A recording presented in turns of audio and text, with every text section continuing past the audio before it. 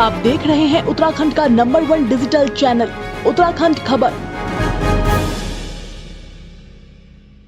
नमस्कार, उत्तराखंड खबर में आपका स्वागत है।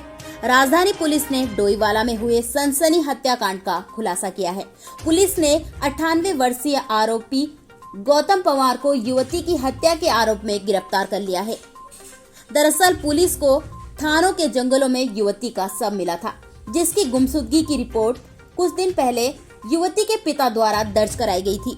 पुलिस ने जब अपनी जांच शुरू की तो पुलिस के हाथ कई महत्वपूर्ण सुराग लगे।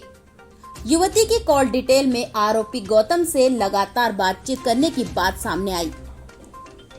जब पुलिस ने गौतम से सख्ती के साथ पूछताछ की तो आरोपी ने हत्या का इल्जाम कबूल लिया।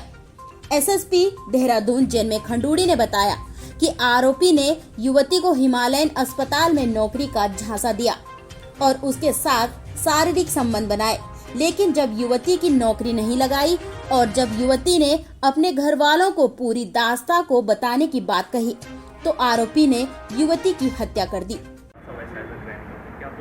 देखिए, बेसिकली जो साइबर क्राइम है वो विभिन्न तरीकों से किए जाते हैं, जैसा आप सभी अवगत हैं, लेकिन उसमें एप्लीकेशंस का यूज़ होता है, मोबाइल्स का यूज़ होता है।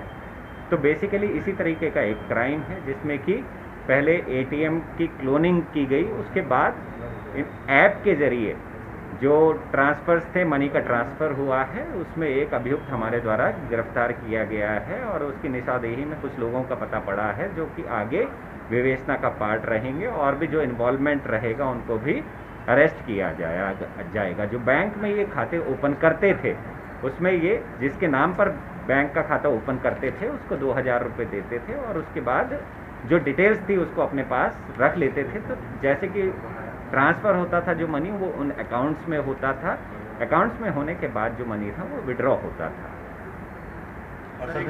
बेसिकली डोईवाला थाने में एक गुमशुदगी दर्ज थी, तो दौरान गुमशुदगी जब विवेचना जारी थी तो इस बीच रानी पोखरी में एक अज्ञात महिला का शव बरामद हुआ था।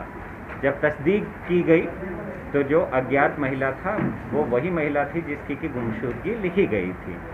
उसके बाद विवेचना के दौरान सीसीटीवी फुटेज देखे गए, कॉल डिटेल्स निकाली गई, तो उससे पता पड़ा कि उस महिला के ही किसी जानकार द्वारा मर्डर किया गया है और मर्डर करने के बाद जब पूछताछ की गई जो एक्यूज्ड था तो उसके द्वारा कई चीज़ें और भी बरामद कराई गई, जिससे कि तस्दीक हुआ कि सामने वाले ने ही जो एक्यूज्ड है उसके द्वारा मर्डर किया गया है।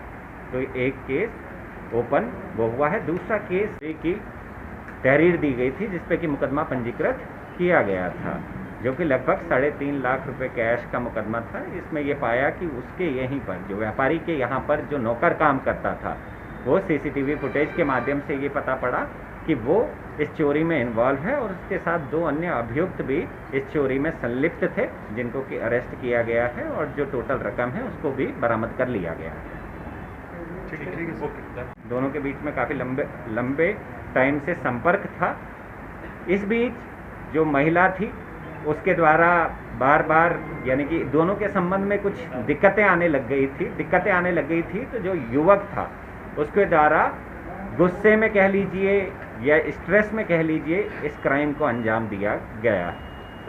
देखिए, बेसिकली वो जो युवती है दोनों एक दूसरे को जानते थे, तो वो मोटर बाइक में अपने साथ बैठाकर उसको रानी पोखरी की तरफ ले गया और उस बीच सड़क के किनारे उसके द्वारा पहले उसका मर्डर किया गया। उसके बाद उसको शिनाख्त ना हो पाए तो उसके लिए उसको कहीं पर फेंक दिया गया और कपड़े अलग से फेंक दिए गए।